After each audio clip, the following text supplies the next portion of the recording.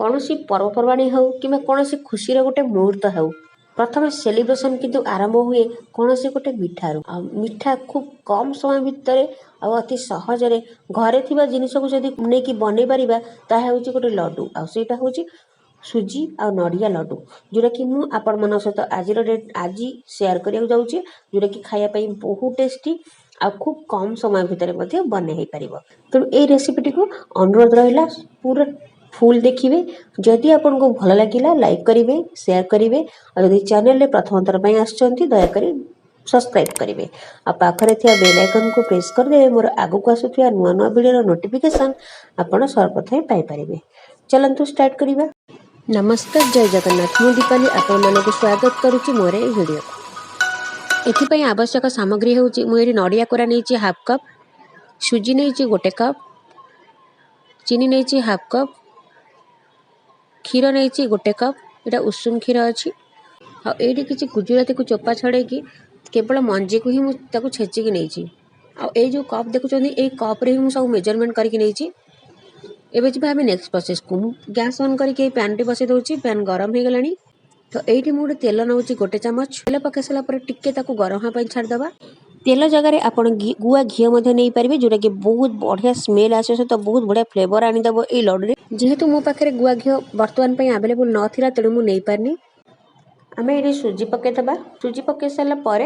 Gas flame को medium रखिकी ताकू आम 8 मिनट पर्यंत एमती भाजवा जो पर्यंत सुजीर कलर चेंज न हो सुजीर गोटे बहुत बढ़िया बास्ना आसो तो से पर्यंत आम ताकू भाजवा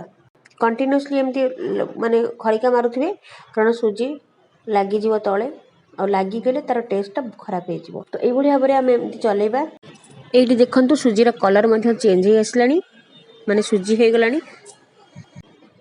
ये आम नड़िया जो कोरिक रखी आम पकईदबा नड़िया कोरा पकई सारापर आम सुजी सहित भल भाव में भाजवा जो पर्यंत गोटे मॉइस्चर क्रिएट न हो नड़िया सुजी सहित मिसी सारापर गोटे बढ़िया मॉइस्चर क्रिएट हो माने से जानवे जे आमर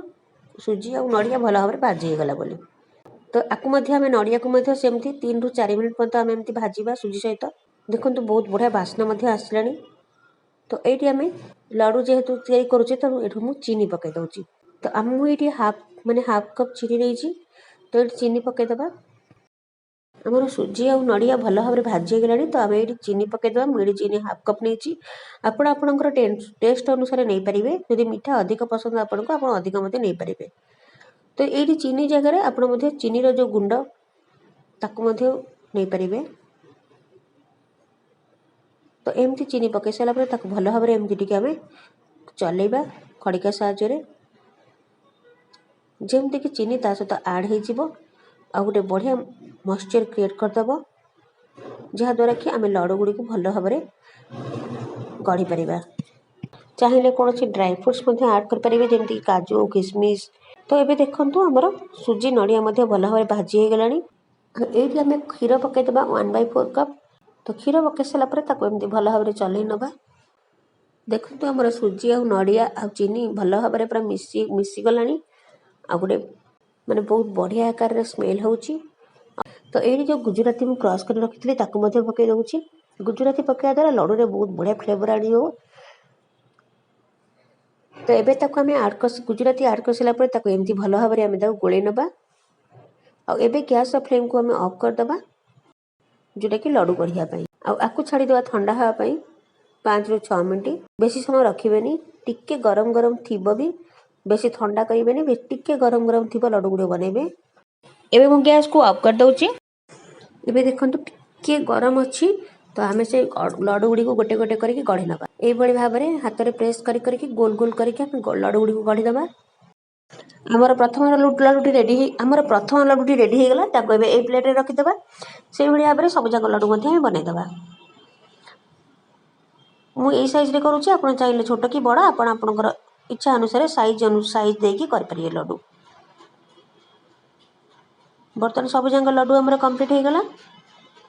देखो आम लड्डू गुड़िक केते सुंदर देखा तो यहाँ खायापाई बहुत टेस्टी होती ଆପଣ ଏଇଭଳି ଭାବରେ ନିଜ ଘରେ ବନାନ୍ତୁ ଆଉ ନିଜେ ଖାଆନ୍ତୁ, ଅନ୍ୟମାନଙ୍କୁ ମଧ୍ୟ ଖୁଆନ୍ତୁ, ଦେଖିବେ ବହୁତ ବଢ଼ିଆ ଟେଷ୍ଟ ଲାଗିବ। ଆଉ ଯଦି